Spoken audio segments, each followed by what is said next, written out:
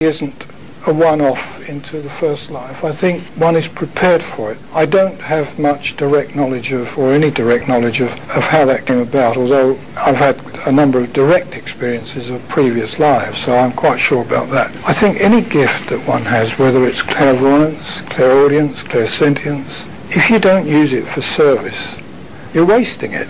Do you know? I think it's absolutely essential to use it that way. You get people who go the other way. They have a gift, a psychic gift, and instead of following the path of light, they follow the path of darkness. And you can do that. This is free will operating. We can use our gifts in whatever way we like, and the gift won't go away. It won't go away because we use it badly. It'll still be there, but its nature will change. It will start responding to the bad side, and you get then people misusing the gift in order to get control over others. And I've come across this. I've had to help people who've been a victim of this sort of thing. And very difficult it is too. So my point to the questioner is that if you don't use a gift for service, then it's really wasted. I'm not Orthodox Christian. I am Christian in upbringing. I have no doubt whatever about the existence of God. Some of my experiences have been such that it would be a self-denial to say that God didn't exist. I appeal to what we sometimes call the Christ spirit, because I realize that Christ spirit was something that preceded the life of Jesus and has continued after. And that Jesus was imbued with this Christ spirit to an extent greater than anybody else. This is a pervading spirit, and I will more often than not appeal to that. One of the spiritual laws is that like attracts like. This is a very powerful law. It happens here.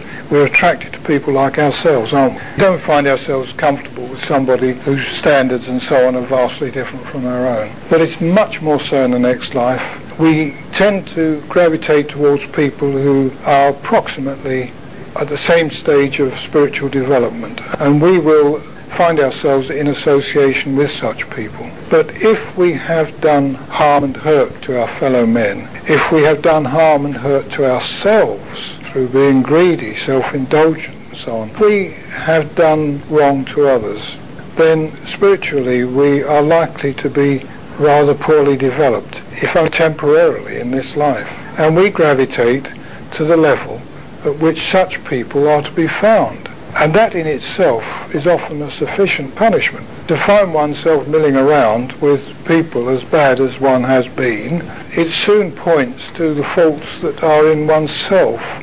But you can stay there a long time if you are like that.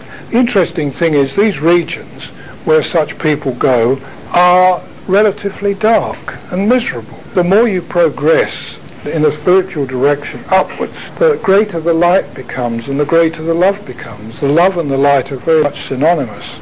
Light is goodness. Biblical accounts of angels, for example, always talk about a great light. It gives you the impression of great brilliance. And that is certainly something I've been aware of, that on the rare occasions when I've been approached by some more elevated spirit, I am aware that the brightness of that spirit is dimmed, so that I am not distressed by it. And I know all the time that if I were exposed to that, it would burn.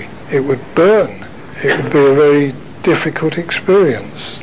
It's a very difficult field. It needs a lot of time. One needs to specialize in it. But to do it, you've got to know a lot. And you've got to be secure in your own protection, because you come under attack yourself sometimes. I mean, I've been into situations where black magic has been practiced and have done some good. I mean, I've been able to do something, but it is difficult. I don't think that's necessary. I think we make too much. I mean, I've been through these experiences of many other people. I can tell you what it's like to lose your life in a submarine. I've had 2 experiences of that. Or to lose your life in an airplane coming out of the sky, just falling, a light trapped in the aircraft. But these things are very transient. And the reality of the situation in general terms is that dying is far easier than being born. And we've all been through the birth experience, obviously. And the death experience is by and large easier. And there's no point in amplifying or anticipating something unpleasant. Sufficient unto the day, I would say, myself. I have contacted, I mean, this sounds I don't want to exceed your boggle threshold, but for those that can accept it, and answering your question truthfully, I have had touching acquaintance with angelic beings in the course of healing somebody else. I have had several devic contacts, and these are very impressive indeed, because the thing that one is very much aware of, especially when there are devas such as devas of the wind or the space or war, the elemental devas. The power that one senses with them is absolutely awesome. You know that they have at their command powers that dwarf anything that we as humans could command, but they, of course, would never use it unwisely or wantonly. Little people, they exist. I've never seen them, but I went to a lady's house and she was moving. I'd been round the garden for the first time with her, and I sat down with her, and I could feel brushing my legs. Little people, I can't tell you any more than that, and they were so impressing on me. Tell her not to sell the house to someone who won't care for the garden. For 30 years she'd cared for that garden, and it was beautiful. It does it in several ways. We're all seeking for the political system that's better than the one we've got. If we changed in our hearts, if we could do that, if we could bring love into our hearts, truly, it would work. If people really change to the better or the best that is within them. And this is the whole process. We've all got to do this. Yes, I think in the in-between states of going to sleep and waking up, the hypnagogic state as it's sometimes called, we are very sensitive to other levels of existence. And if you are suffering like this, your best bet is to increase your protection. And I don't know whether you are a man who can pray, but if you ask for protection prayerfully before you get to that stage and make a habit of doing this, you will help to protect yourself. Well, then another way of doing it, if you can't do that, one way of doing it would be to write out the Lord's Prayer and just read it over to yourself before you went to sleep. Another way would be to visualize yourself protected by light. If you imagine yourself encased in light, like a liquid light, encapsulated in light, this will help you. You can practice this. It's a good visualization, and this will help to protect you. Some people use the sign of the cross. That comes back to what I was saying earlier, that you appeal to a stream of religiosity, if you like, when you're in such a situation. But if that doesn't work for you, it's no good. So you've got to find some other method. Yeah, well, I'll take an opportunity to say to all of you, don't go seeking psychism without protection. If your development of your sensitivities goes ahead of your protection, you're in trouble. You've got to make sure that you are well protected at every stage. Don't force the pace. And for many people, sitting in development circles is dangerous, especially the sort of development circle that will let anybody sit in it.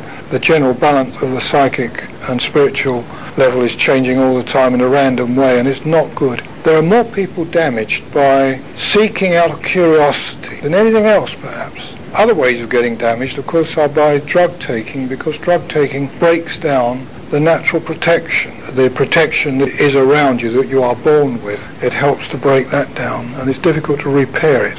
So sometimes you find that that is another way in which possession gets a grip. But for you, I would say, put out of your mind trying to follow it up. Don't do that. Wait until you are protected later in life and it comes to you naturally, then you may be able to do it. It is a very dangerous path.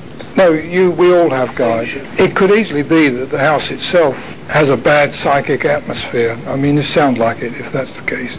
In which case you're better off going somewhere else. Or else getting someone in to cleanse the house, as we were talking about earlier. It wouldn't matter whether you believed in scattering holy water around the house, but if the person that did it believed it, then it would work.